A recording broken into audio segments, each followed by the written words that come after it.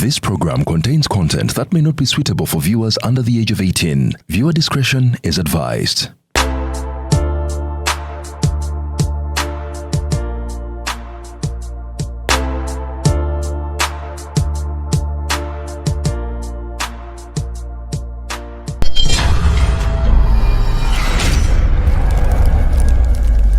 Mpadde ka interview kalungi mama black man. Interview kabadde kalungi. Wenno linga byakulya.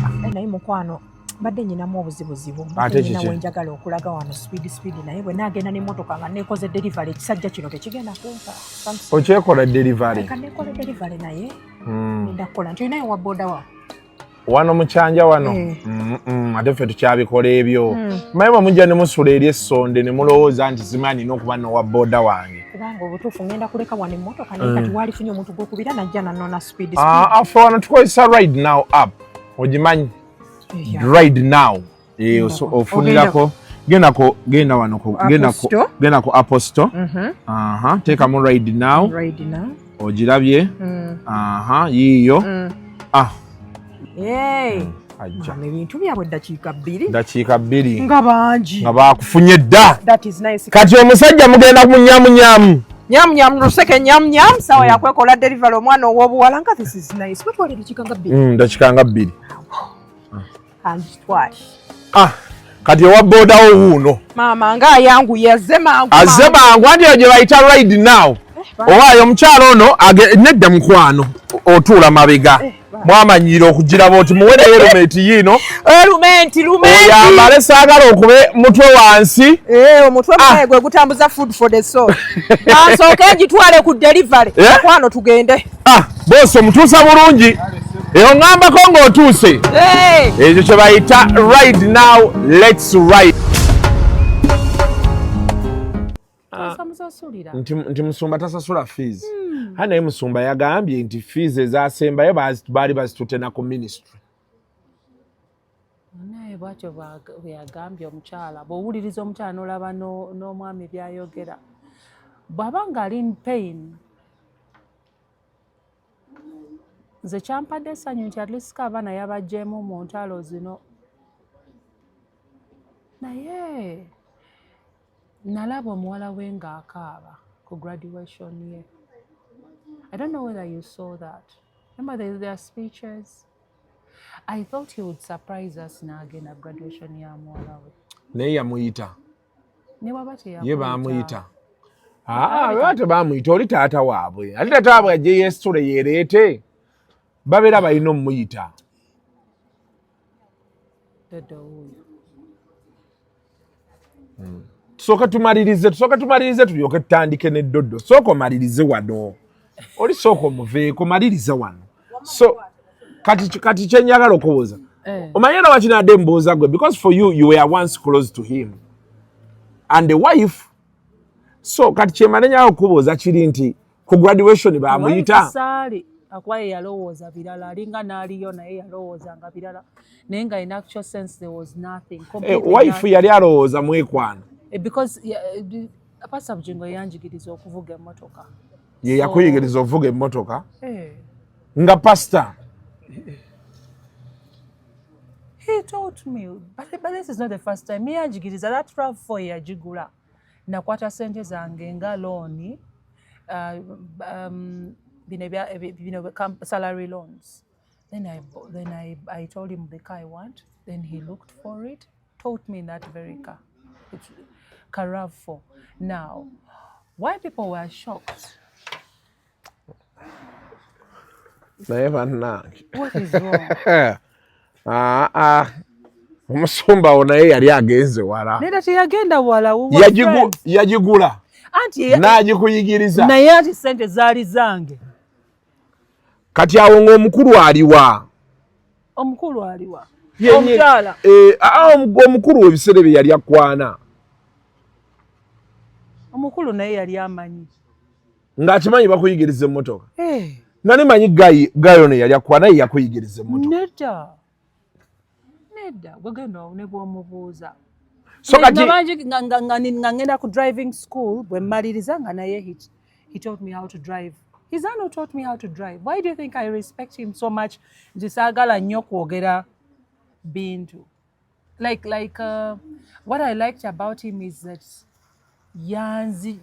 yansembeza, what did I say? He brought me closer to God. Like you go through challenges in life and then tomanyiwa kubuulira n'akuyamba. So it feels good okubeera nga you go somewhere, pour out, and then know there is someone who listens to you. Listens. And one day he will answer prayer. And in the end, nagenda okulaba nga ogenda mu kanisa n'owuliza ebizibu by'abantu n'owulira nga ate ebyo bitiri nga yange bitini nnyo nga Mukama nsonyiwa nga bampadde omugugu guli mbeera sisobola. So that's how we started, because he was a very good friend of one of the girls called Christine Nacheyune. Mujjukira yali mu traffic. Katata wange bwe yafa, then n'alyoka aleeta Musumba asabire, like that's okusabira mama wange n'ayogera ne Musumba ku ssimu. From that time mama wange n'alekera okaaba. Then me ne bantwala Christine n'antwala ewa pastor, n'abeera nga mbuulira ebikwatagana n'okufa naki. So that's how the friendship grew. That's why you see nti mwali mugamba alina omukazi omulala gw'ayagala, nze nga ngamba tekisoboka, because that's not how he groomed me. That's not how, young grooming bulala.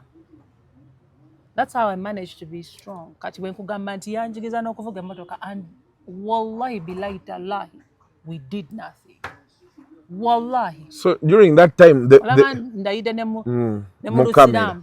Kati ebyo ebiseera era Teddy naye yali alowooza nti mwekwana. Kati yes, because you wouldn't blame her. Like I got the money. One of his drivers nanfunira emmotoka. Nangamba tufunye RAV4. Ojagade nenjetolola nga nnungi. Netusasula ssente. Oshaba. Then nebeera ngeri packed. Naye bw'obuuza abantu aba Pastor Serwadda balaba akamotoka ka RAV4 nga kabeera packed. Ng'akyali wa Serwadda. Yes.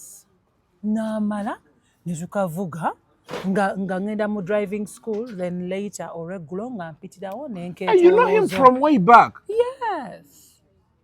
Oh wow. So now what exactly happened is that bana bali ku church bo balowooza tibambye Musumba yangulira emmotoka. Naye nga it wasn't that. Kati bo ne bagamba Musumba alabika akugulidde emmotoka, nga bagamba mukyala we. Kati ate kati ye Musumba n'amaanyi n'agamba omanye n'emmotoka gijjeewo. Your home is more than just a space. It's a reflection of your style, your comfort, and your dreams. At Layout Interiors, we bring those dreams to life, crafting breathtaking interiors with the perfect balance of beauty and functionality. From indoor elegance to outdoor charm, we provide premium furniture pieces tailored to your taste. And because detail matters, our Deco collection features exquisite artwork, vases, plants, lighting, and storage solutions to complete your perfect space. Plus, with our exclusive fiber ports, we ensure lasting quality and timeless designs for modern living. Transform your home with Layout Interiors, the interiors of tomorrow. Visit us today at Bukoto Kira Road, next to Lighting City, opposite TMT. Call us now or visit our showroom to explore endless possibilities.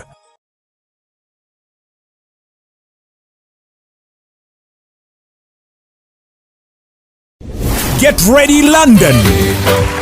The first ever UG Festival 2025 is here! Happening at Modern Park, Lower Modern Lane, Saturday 5th July 2025, starting at midday, featuring unforgettable lineup of Uganda's biggest stars: His Excellency Bobby Wine, Nubian Lee, Lord Fred Sebata, Harriet Sanyu, Acidic Vocals, Betty Mporogoma, Joey Landa, and the Binyanyanyanya duo, Bazira Tony, Nesuna Ben. Expect thrilling live music, electrifying cultural dancers, delicious food, fanfare, face painting, a fashion show, and so much more. It's fun for the whole family. But remember, adults must accompany children under 17. A table of 10 goes for £500, £250 for a table of 5, and £10 for children over 5 years. The UG Festival 2025 is powered by ya ruzungu kadeka zo kutijikole sawa namba ruzungu ruzungu tugenda muze kujere kutoka ntoko ndimbuzi nyefuno sizali samukazi kati ndi muto gwasa sule ewana akyala abulula bababbi abakyala werezo omuyomba nyembuto katonda ya kyembuto genda weji waminge yabaweereza buno bukeeke obutini singa babu mutwale bamusonseka mukamwa bwonna n'abufulumiza mu nnyindo kigwa alina guno omuggo gwa musa wayitista biblia mu detergent waliwo wanagambye munda y'akasajja kasendi kalimba bannange esendi bannange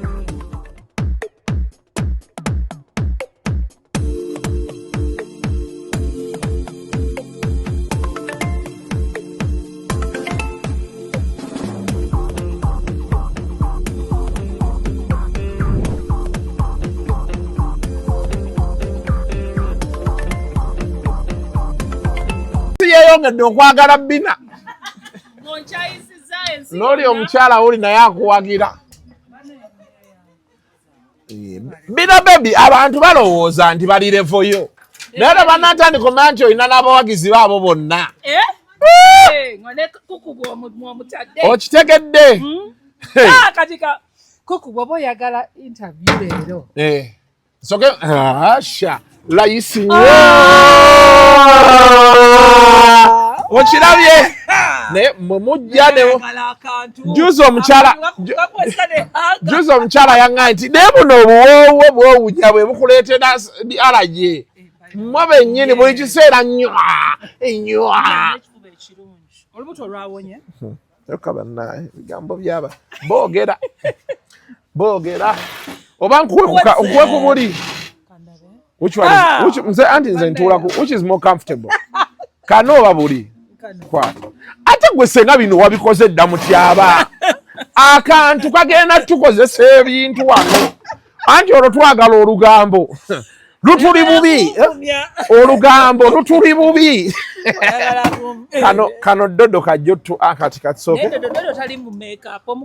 muveeko baana ayagala anaatuuka ffe tusooke tuwayeemu wano ebyaffe kiri kitya Bina Mbozi ntono bulungi mukama chance asidde ndi mulamu yes ekyo kisumuzo kya motoka yo kyefunye emotoka ine ekisumuzo ekyefunya kiri oba just wataddeko balowooza ovuga bizi akantu kankano anti nkirabye tekiba ekyange ekyo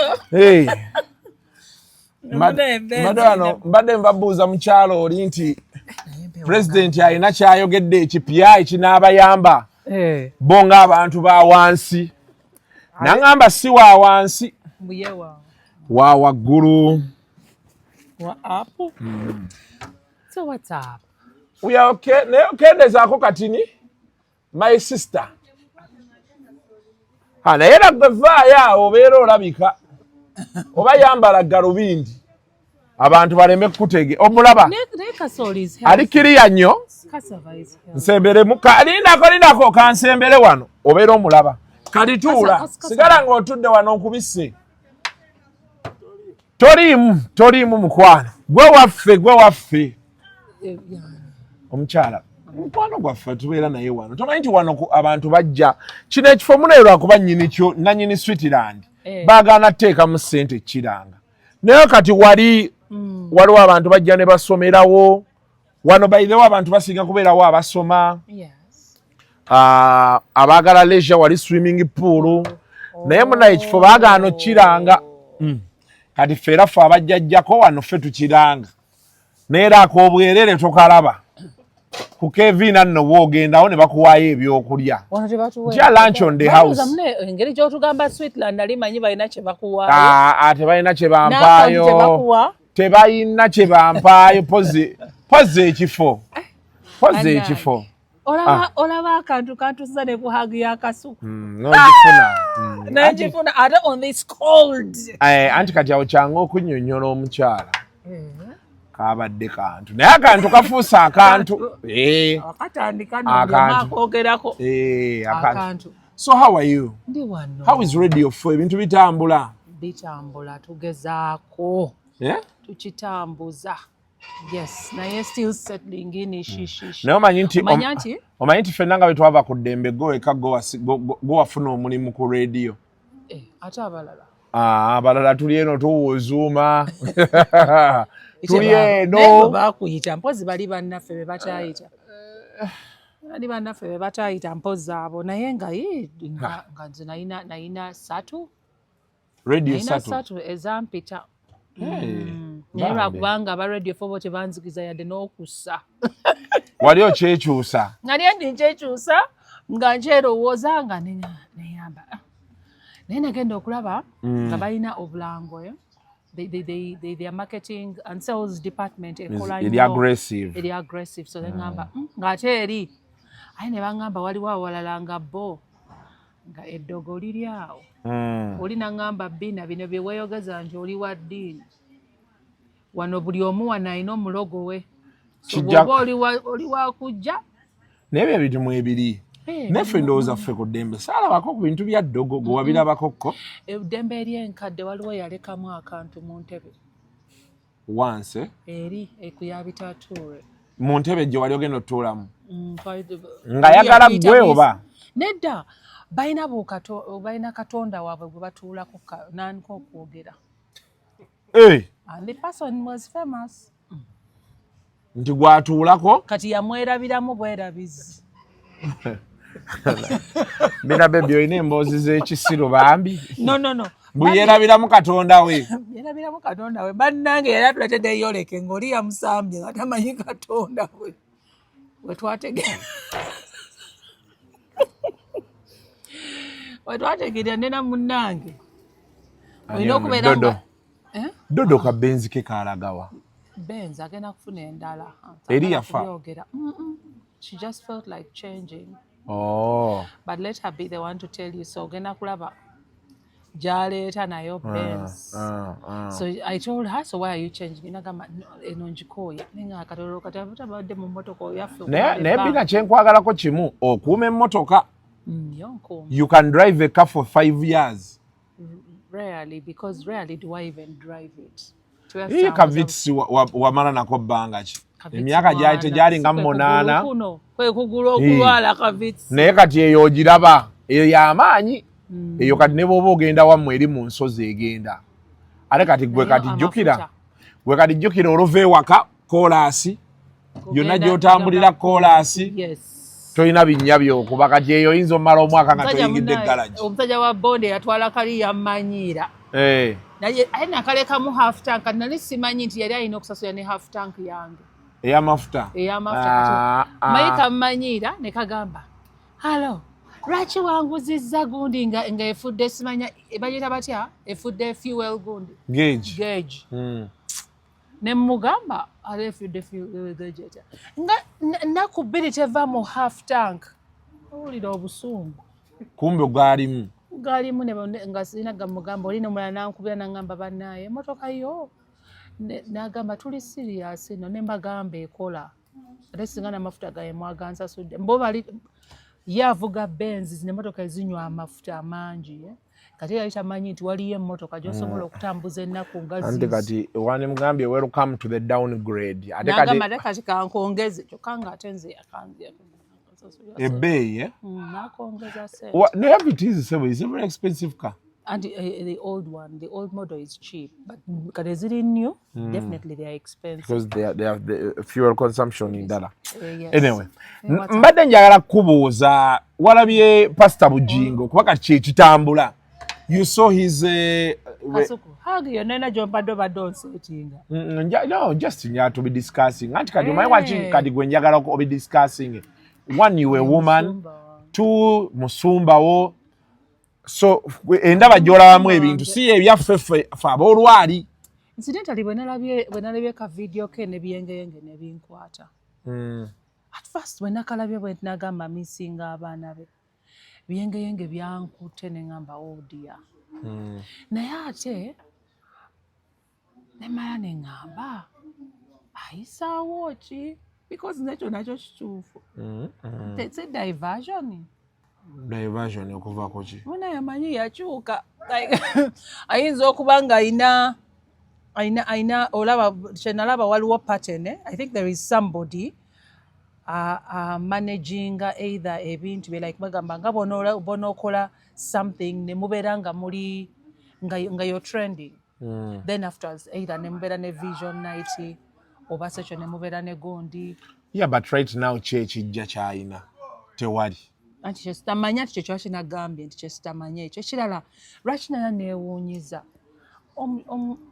abaana bali mu nnyumba abamu bagenze ebweru naye waliwo abagenze ebweru aiseka video simanyi oba kadda tewakalabye nga muka Bugingo the mother of let's just say Pastor Bugingo ng'agamba nti no ti abaana be bonna bali China.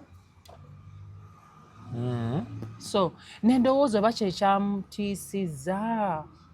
Then there is also something else. Kati nade munakuwaliddeko, then someone gave me a story of what is it called, of his when he was storage yafuna a scenario ye Mulago ya Masasi. Kati nangamba nti one of the kids yajja okumulaba mbu naye kye yayogera mu service. Kati nendyoka mbeera nga ndi confused. Ndi kye yayogera mu service kyeki? Nti yamusisinkana yalina erinnya lye yayogera, ekigambo kye yayogera nina omuwala bambi naddayo nga tamulabye. So ebintu bye kati omuwala yalaba taata we teyamulaba naye ndowooza baba baamugamba oba security yamugaana. Awo kati neneebuuza omuntu abaana omanyi gye bali, why doesn't he just go to the house abaana gye bali tolaba? Bano abakulu kiyinza obutasoboka naye omuto ye abeera asobola kuba oli omusi mufumbo waliwo yafumbirwa nga bakyali bonna. Olwo yafumbirwa. Then there is another one eyali ebweru, yali e UK, si gye yasomera e UK. Then there is also another one eyali wane Makerere College oba yamaliriza, bali basatu, then plus the boy Isaac. Yes. Plus the boy Isaac. Kati simanyi ombuuza. Anze kati maybe nalabye pain ye singa ateri ku mwana omulenzi ali 10 years under age. But why can't he see his children? His son does not want to see them. Because if he wanted to, he would have. You know what? You just go. He knows where the girl has omuwala. In fact, bagamba yafunira omuwala we omulimu kuno ku ICT. Ku ICT eri yandibadde agendayo. Alina amasimu gaabwe. Asobola obbakubira amasimu. Okitegeera? Asobola okubira asobola n'ogenda ewaka. Olowooza nga yagambye ayagala kulaba abaana tebasobola kujja. Waliwo ebintu ebimu, what I realize abantu balina ebintu bye babeera baterese ebibeera bibaawudde nga ffe tetubimanyi. Because nze ndowooza if he wanted to see the kids he can't fail to see the kids. Because olaba n'omukazi naye yagamba ye tayagala kwawukana naye. In fact, even in one of her interviews, she said, the man is free to come, whatever ayagadde. But me, I'm happy if he wants to see his children, that is very okay. He wants to see his children, naye kyalina okukola agendeyo abalabe. Mpozi ekirala, I think maybe tayagala kubeera nga yagenda, yagala bamunoonye. Don't you think so? I don't know. I don't know. Like because ye tata. So these kids balina omukolachi omutambulira ne bamunoonya. But the last I saw, Pastor had security nga y'amaanyi. Isn't there a possibility nti waliwo ababagaana okumulaba? Naye nekirala ne ngamba olaba nange nali ndudde ogendayo naye lwe nali njagala nsabire nange I bypass security ne musisinkana. Kati now how about the children? waddayokko naddayokko gundi then Stella nga tannafa. Stella yali ayagala Pastor Bugingo amusabire olwa pressure. Stella ono ya driver waffe. Yes, netugendayo nenkubira one of his bodyguards, okay, one of his security people. Nembagamba njagala kulaba pastor. Nengenda nebagamba ngaali ku kituuti asumba. Then they went through somebody else kati nebagamba Bina yagala kulaba pastor, and that's how I got to see. So netugenda emabega eri netumulinda. N'alyoka ngamba Bina lwaki tewankubidde? Waninkubidde. Naye nga nali ndudde kati nga ndowooza nti ayinza okuba nga yanyiigira. Ndowooza kirabika pastor tebatereka busungu. So munange then Stella ne bamusabira netuvaayo.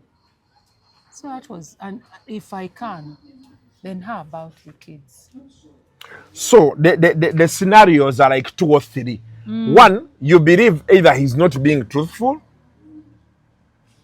Okuva gye watandikidde mu kutandika wagambye nti it may be a diversion. Si kye wagambye? Yes. So you believe he may not be being truthful. Yes. Then n'otuwa example ekirala nti abaana ayagala bwe baba bagenda gy'ali si ye kugenda gye bali. Ndowooza all bino byonna tulimu. It's assumptions. It's Then n'otugamba era kisoboka okuba nga ku security waliwo abalemesa abaana okumutuukako. Yes. So those are the scenarios. Then another thing, ogwokusatu ayinza okuba nga genuine ayagala kulaba abaana be, naye lwaki ayita mugundi ku kituuti n'aboogerako. That's why olaba nti kali kenjogeddeko. Lwaki ayita ku kituuti.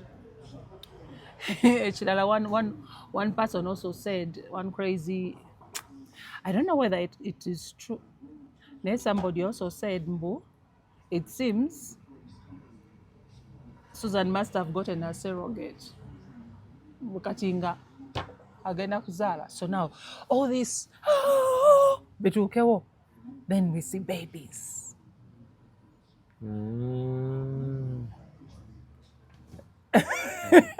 Omulala n'agamba Mbu ali pregnant. So byebyo naye kati nga kyenjagala kubeera nga bano abaana tebalina musango.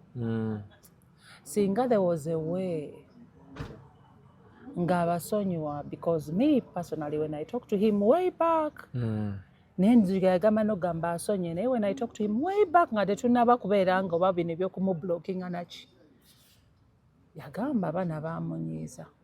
Nze nampa story eyiye. Okitegeera nange nendaba his own version of things. Yes. What did he say happened? That one I can't tell you what exactly happened. Okitegeera. I'm very sorry. No problem. And I can't tell you, but when alaba mu nengamba, how could the kids do that? So what he said was really brutal. When to me, from what he narrated to you. Yes, to me, what I saw was it was having children nga gwe bazaane bakola ekyo bwe kiba nga kyali kituufu. Then n'agamba yali anyiize. That was then. Naye ate waliwo ku kituuti lwe yakomawo n'agamba abasonyiye. I don't know what exactly is going on, sijja kulimba. I don't know what exactly is going on. Naye nga nze eyo nafuna ne church endala nembivaako. So mbeera sinze gw'olina kubuuza lwakuba ndudde nti ne bwe ndaba mu gundi ye ne bwe ndaba gundi oba nga ntambuza bintu ne mmulengera nga nnyambusa. Because si kirungi kubeera nga tuli wano tumwogerako, ayinza okuba nga he's actually feeling pain. Okimanyi nti Katonda asobola otubonereza nze naawe ate okusinga nze.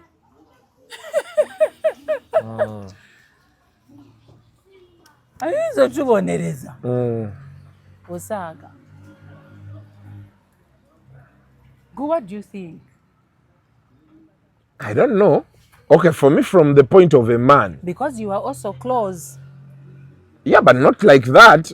We never had those discussions. We were close to how are you? Okay, how are you? That level. I don't have any secrets of his. Yes. So, nothing.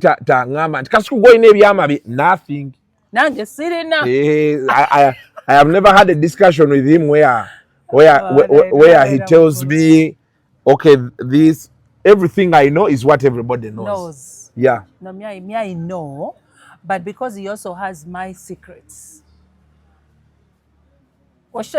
Like he also has my secrets, and when people were saying he's spilling secrets, bichi, then I said, please, nebyange tobifulumya. Gwali owuliddeko nga njogerako. Njogerako nera kati wano mpozi kati goyagala okunseetinga. Omanyi onseetinze nnyo omwaka guno. Awo tewali kyenkuseetinze. Giri emirundi 3 kati. Egiriwa. Ogusooka guliwa. Mulimu ye bannaye nalabye gondi ani nalaba interview nga muli bakambwe. Sali no mukambwe because singa nali mukambwe nandibadde mugamba ne billboard agijeyo. Naye kyenalabye nga bwe wagambye. Mulimu abantu abamu nga tebekkiririzaamu because gye mbadde mutwalira sikyali yayagala kusigala. Waliwo ekintu kyewagenda n'oyogera n'ogamba nti Katonda bw'aba akuwadde ssente n'ozimba ennyumba lwaki ate toyagala abantu bamanye because when oshegeera wagenda n'ogamba ekyo nti mulimu abantu abamu nga bw'azimba ennyumba abeera ayagala bw'abeera ng'alina ku ssente ayagala abeeraawo ng'alinga omunaku. You've forgotten. I've ever said it. You ever said it, Kasuku? Yeah, I've ever. So now then I realize when somebody blesses you with money, niye n'osigala ng'obirowoozo byo nga bikyali mabega biganye okuvaayo nti omanyi Katonda akutuusizza wano n'olowooza nti okwambala naye ng'ate obwongo bukyali eri nga bukyali mu ndowooza y'ekinaku nga bw'oyogera. So abantu abamu munaaye bagaana okuvaayo mu kinaku mu mbeera y'obunaku ne basigalayo kati ne tubalekerayo munnaye fe abamu abadde babawanise ng'olaba wakitiibwa nnyo ogenda ogamba ono andikumbulamu ebituli n'okireka. Naye nze kye ndowooza. Yes. Pastor Bugingo is in pain. Anti olaba kati discussion ye yagitandikidde eri nga okay nze wedda so laba I don't know if that was how events flowed.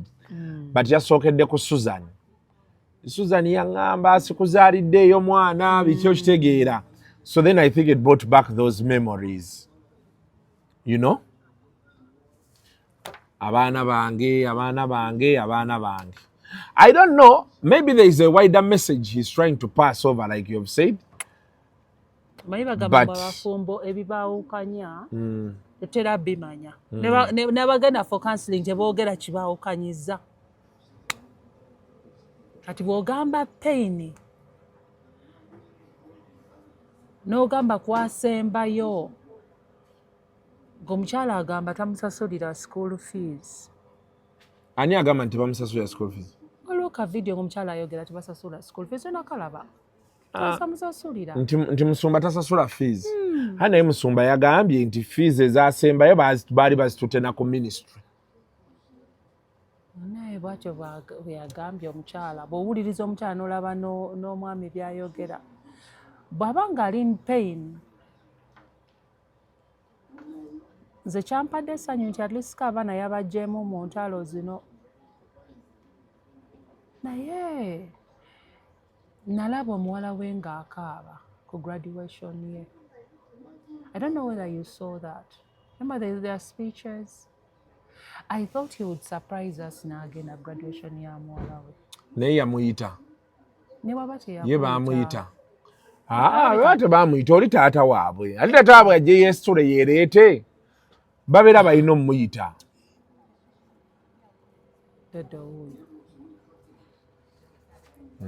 Sooka tumalirize tulyoke tutandike n'eddodo. Sooka omalirize wano. Oli sooka omuveeko maliriza wano. So kati kyenjagala okubuuza. Omanyi era wakinadde mbuuza gwe because for you were once close to him. And the wife. So kati kyemanenya okubuuza kiri nti ku graduation baamuyita. Saali akwaye yalowooza birala alinga n'aliyo naye yalowoozanga birala naye nga in actual sense there was nothing. Wife yali alowooza mwekwano. Because Pastor Bugingo yanjigiriza okuvuga emmotoka. Ye yakuyigiriza okuvuga emmotoka? Nga pastor. He taught me, but this is not the first time. Me yanjigiriza that RAV4 yagigula. Nakwata sente zange nga loan, salary loans. Then I told him the car I want. Then he looked for it, taught me that very car. It's RAV4. Now, why people were shocked? What is wrong? Omusumba naye yali agenze wala. Neda tiyagenda wala. Yagigula. Anti n'agikuyigiriza. Naye ati sente zaali zange. Kati awo ng'omukulu aliwa. Omukulu aliwa. Omukyala. Omukulu ebiseera bye yali akwana. Omukulu naye yali amanyi. Ng'akimanyi bakuyigiriza emmotoka. Nga nemanyi gayo ne yali akwana ye yakuyigiriza emmotoka. Nedda gwegenda ne bw'omubuuza. So kati ngenda ku driving school bwe mmaliriza nga naye he taught me how to drive. His son who taught me how to drive. Why do you think I respect him so much? Nti saagala nnyo kwogera bintu. Like what I liked about him is that yansembeza. What did I say? He brought me closer to God. Like you go through challenges in life and then tomanyi wa kubuulira n'akuyamba. So it feels good okubeera nga you go somewhere, pour out, and then know there is someone who listens to you. Who listens. And one day he will answer prayer. And in the end, nagenda okulaba nga ogenda mu kanisa n'owuliza ebizibu by'abantu n'owulira nga ate ebyo bitini. Nga yange bitini nnyo nga Mukama nsonyiwa nga bampadde omugugu guli mbeera sisobola. So that's how we started, because he was a very good friend of one of the girls called Christine Nacheyune. Mujjukira. Yali mu traffic. Katata wange bwe yafa. Then n'alyoka aleeta Musumba asabire, like that's okusabira mama wange n'ayogera ne Musumba ku ssimu. From that time mama wange n'alekera okaaba. Then me ne bantwala. Christine n'antwala ewa pastor. N'abeera nga mbuulira ebikwatagana n'okufa naki. So that's how the friendship grew. That's why you see nti mwali mugamba alina omukazi omulala gw'ayagala nze nga ngamba tekisoboka, because that's not how he groomed me. That's not how, young grooming bulala. That's how I managed to be strong. Kati bwe nkugamba nti yanjigiriza n'okuvuga emmotoka, and wallahi billahi tallahi we did nothing. Wallahi. So during that time ndayide ne Lusiramu. Kati ebyo ebiseera era Teddy naye yali alowooza nti mwekwana. Kati yes, because you wouldn't blame her. Like I got the money. One of his drivers n'anfunira emmotoka. N'angamba tufunye RAV4. Ojagadde n'engyetolola nga nnungi. Ne tusasula ssente. Oshaba. Then nebeera ng'eri packed. Naye bw'obuuza abantu aba Pastor Serwadda balaba akamotoka ka RAV4 nga kabeera packed. Ng'akyali wa Serwadda. Yes. N'amala ne tukavuga nga ngenda mu driving school, then later oreggulo nga mpitirawo n'enkeetolooza. You know him from way back? Yes. Oh wow. So now what exactly happened is that bana bali ku church bo balowooza tibambye Musumba yangulira emmotoka. Naye nga it wasn't that. Kati bo ne bagamba Musumba alabika akugulidde emmotoka nga bagamba mukyala we. Kati ye Musumba n'amaanyi n'angamba omanye n'emmotoka gijjeewo. Givuge. Abantu batandise n'ogigaba. So bagenda okulaba nga nze ngivuga ne nzija ku church n'ensaba. Noza bo ne balowooza mu bwongo bwabwe. Kati neeyaddako aliwo kati naye yalowooza, I was just told by someone Tino naye yagambanga Bina oyo. Really? It's like dating about who? I'm dating a dad.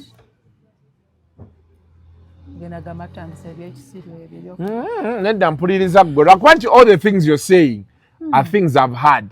He's like my brother. He's like my dad. So Nedda bambi. buli lwowulira Kasuku you smile like my brother ng'omanya I don't know sigambe brother. Dad. Dad naye kati neewuunya naye abantu ofuna otya audacity.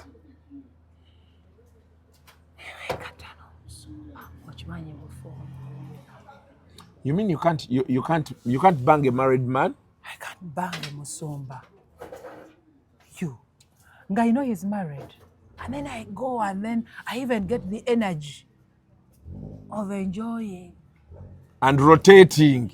And then afterwards, nomulaba nga leri waggulu ku kituuti. Well, you have had that conversation, but what you bring to light, the takeaway from the conversation we have had, are the other questions she asks, the situations. So, ebisigale tugenda kuba tubirekera mmwe mubigayegayeemu. Lwakuba nti kati naye kumakya nabuuzizza kyoleese waneera that how is he not able to see his children?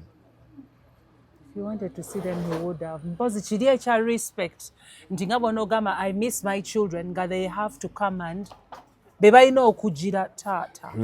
Si ye ate kubanoonya. And then ekiri kyogambye nti oba there is a diversion or something because we didn't see the build up. Like we just, and I saw the videos nze bwe nazirabe ne ngamba oba videos adda because yakyogerako ko edda sometime back. But ate yagambye waliwo omwana omugwa ayogera naye which is a good thing. Yeah. Naye but he was a very responsible dad then. Simanyi kati naye nga when it comes to his children. But then we also, but I think the bigger question, like you've asked, I'm also wondering, how does someone move from one extreme end of loving your children so much to an extreme end of where you want nothing to do with them? But like you said, story ojimanyi weka mwajogera babiri. So maybe something really terrible happened in between there. I don't know. I also don't know. But really. the prayer and the chain saba. Pastor, I notice you have to find it. If you want your children, if there is any pride, if there is any thinking of abantu bananda babatya, if you're so kind of, but I know him as a brave man. I don't think he really minds what we shall talk. N'abaana be. Tasobola kumaininga. Me, he told me, kati ekimu kye nsobola okugamba, me the only question I asked, nga bino byonna biri, because I didn't know that he actually had separated with the wife years back. I think that was the time of when again they were when I come away, it was a different story. So, bino when nali mulwanira nali manyisi bituufu. Nga simusuubira kubeera nga akikola. Naye namubuuza, do you love? No, in fact, sabuuza, do you love? Namubuuza, are you happy with Susan? Nangamba, yes. Kati. No, but I think the discussion now is not about Susan or Teddy. It's about the wife. I mean the children. The wife is, Susan is also in. Even Susan is also in. You can't separate Susan from the children. The only thing is, anyway, with time, kati abasabirayo bajja kutegeera wavudde because ye ebyo bibeeramu. There must have been pain somewhere. Maybe. But also this time he's also surrounded by people. Abamu babera bayina bye bayisaawo and then they use him. By the way, saagala mbyogerako. Nze bw'awulira obulumi because nga sirina kye muyamba mbeera mpulira bubi. Oyagala nkaabe. Tokaaba. tekyetaagisa. Anyway, so it's that. Naye nze kye nasanyuse. My dream is to see them ngali n'abaana. Nga baddiŋŋanye. Nga baddiŋŋanye naye ate abamu bagemba bali bweru. Naye omanyi, there must be reconciliation somewhere because ebigambo bingi byayogerwa. Yeah, so many words were said. Because omuwala omanyi kye yagamba, omuwala omu yagamba gonti. Yagamba mukyala w'oyo. N'agamba omuwala yagamba ekyasinga obbaluma bonna kugamba nti bali ettaka lya church. Nti abaana bwe yagenda n'akijjayo n'agamba bali baagala kubba ttaka lya church. Ye omuwala bw'atyo bw'agamba mbu kyabaluma okubeera nga yaboonoona bw'atyo. Aye tavangayo kitereeza oli because I wanted to find out oba yalaba abaana n'agamba amuna tabalaba teyabasasulira era abaana. I'll tell you off camera, cousin was at omuwulidde. Maybe you could also talk to her because she can. But why do we rush to why do you give him a whole show? Now that there is exactly what I was going to say next. That the thing is, when things come to the public domain, I usually don't want saagala nnyo kwogera ku naddala abantu abalina ebizibu. Naye problem gye tulina mu society gye tulimu nti gwe ne boonoosirika ate waliwo ajja okikola ki kati ogenda okujjukira nti ate amawulire nago business kati weesanga ate olina okukyogerako. Naye nga problem yo naye weeva nti ate kizze mu public domain kati awe wava obuzibu ate nga omusoma yini ye yakireese mu public. So now the discussion starts and continues. Waliwo we byava mu mawulire kati bikomyewo kati ekyokukola wabeera tewakyali. Naye we hope because that is a story that has gone on for so long a time and I think either we shall never see its ending or it needs to end. But I think all sides are proud. Abaana nakugambako wano gwe n'ogamba nomba omukazi bw'oyingira mu bufumbo oyina concentratinga ku musajja gw'omukazi. Ojjukira bwe wabiŋŋamba nti omuntu bw'ayingira mu bufumbo n'osangamu nga mulimu abaana omusajja tolina mumujjukiza baana be. Okumunjukiza abaana be batya? Like oba kubasasulira school fees oba kugenda kubalabako. Gwe abeera agenze. It's a fact. Kyogera edda kyakujjukira nga tumuwolereza. Nga nze nali nkugamba mbuno at least koba mukyala we kati ali mu maka yandi mu pushinze. Then they bridge that gap. Yeah, but he said sente bazitwalako ne ku ministry. Ozisasula. Mukwano. Kyotegeeza kyeki? Kubeera nga ali mu bulamu bwabwe. Yeah, but are there openings? Because you see, the man may be ranting, but there are no openings. Oli tebimukwatako. By the way, mu buli kye twogera. Yes, it's not her business. Unless she has a hand in what's happening. If she doesn't, it is not her business. Actually, in a normal society, ate essanyu ly'oli ye yandibadde nga tebakwatagana nakwatagana. Because bayinza okuddamu ne bakwatagana ate drama n'asukka ate n'atwalamu. But the good woman nedda bwe kiba ku baano beera osindikiriza mpola because me I've tried it out and it worked. And I reconciled the whole family. So kati for you want to put the blame on Susan? No, I'm not blaming. I believe because she has she's still loved. Like more. Oshilaba, wagamba mbune fall out of love. Nayo bakyamwagala. So you imagine if they are seated having a cup of coffee and they talk about naye abaana bo. Ati osangera ya mugamba. The only thing kati kyenkugambye nti there needs to be an opening. But it looks like the father misses his kids, but is still proud about making the opening. Then the kids are angry and they also feel like, okay, we have now lived without him, we can still go on without him.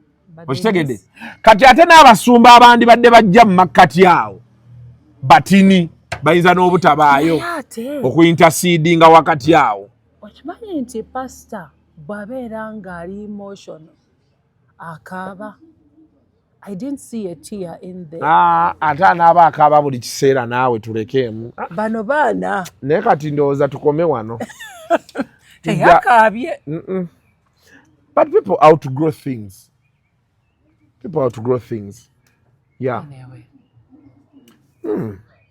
Anyway, Katusabe, we wish him all the best. And because while we have these discussions, most people are going to say, Kasuku, why are you discussing this? Yes. I know there are people who are going to say, you're haters, you're this, you're that. These are formed opinions. You can also have yours. But the thing is this, we bring these discussions here.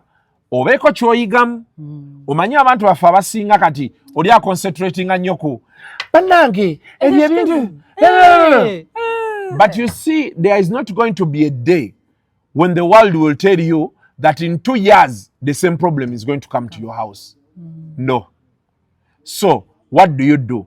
When you see something that has happened, chitunuulire kitegeere kikubemu akafaananyi nga kituuse ku ggwe wandikikutootya mu kifo kya mwasama muddeeri. It's the biggest problem you people have. You never sit to think that, so you think me and Bina baby, we have wasted our time here just to say, fwa no.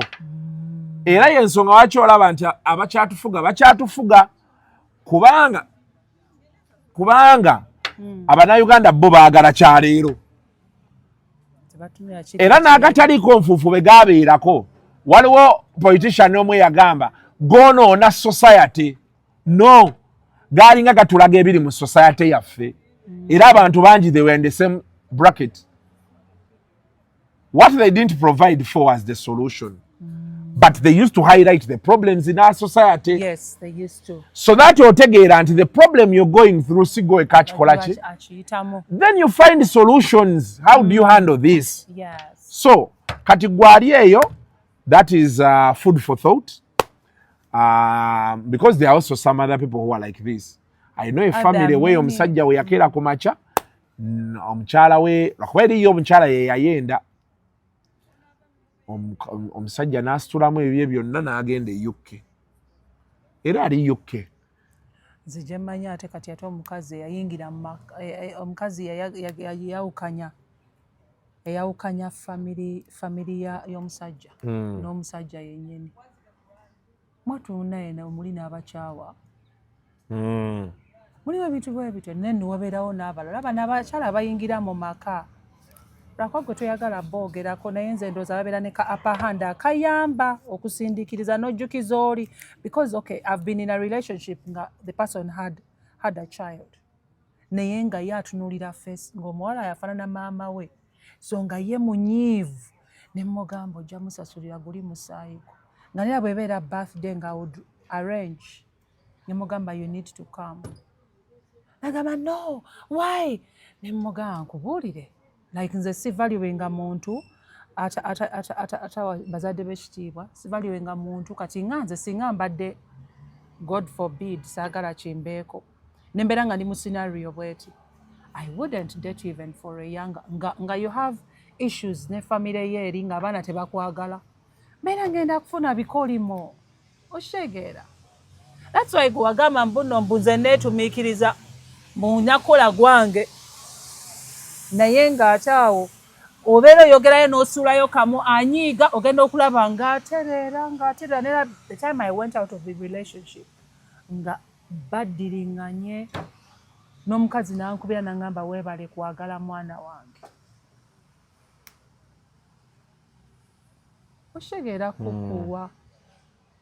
So I still insist. Abakyala bali mu maka nga gw'ogayingidde muno sanga mulimu abaana. Bambiyamba lwakubanga n'omukisa nagwo gukuddira. Gezaako manyi tebibeera byangu naye these things about sacrifices. You put yourself in somebody's shoes. Ogezaako n'osindiikiriza. Wakiri n'abeera nga babeerako ne time oba ne bakuba essimu. Otherwise bagenda n'okuba essimu nga bali mu nkukutu. I don't know whether it makes sense. You do. Kati olina akaana ebbali kitandika okusindiikiriza. Okusindiikiriza ani? Ali mu maka. Okukola ki? Gamba kali akaana kali ebbali. Ne bwe kabaayo, that's not her shot. Ne waba akamanyi. Definitely. No. I believe everybody has to run their race. Buli omu akola ekikye. Okitegedde. But then also what you say makes sense. So it just depends on how everybody sees things and how they run their life. And understanding your partner. And understanding your partner. Because me I'm a believer that why should I inherit someone else's problems? But you can't. Especially when I'm not the cause of the problems. If I'm not the reason why you're breaking up, then why do I have to inherit watching fuko muddo ngenjovu zirwana? Okitegedde? That is my belief. That is my belief. So, buli muntu ebintu abirabe nga bw'asobola biraba. Kale, we have a shoot to do between Kasuku, Bina baby and Dodo. Yes. Dodo is here. She never keeps time. That's one of her farm characteristics. She never keeps time. She's always making up. All the time. All the time. She wants to look fine. So we had to sit here for over an hour waiting for her. But that is life. Even these fingers are not equal. Ayinza okuba ayina abanene mu government nga tetumanyi. Even boobs are not equal. Bina baby n'amabeere tegenkana. Dino kati ddene nnyo okusinga lino. Wekwata kolabe. Tetujja kusukkawo wano olunaku olwaleero mubeere bulungi. Mweraba jjako mutyaba jjako. Mutyaba yave home to keep. Jjako switch off. Thank you. The views expressed on Kasuku Live do not reflect those of the host, producers, or management. They are solely of individuals providing them and do not represent or reflect the official policy or position of this YouTube channel.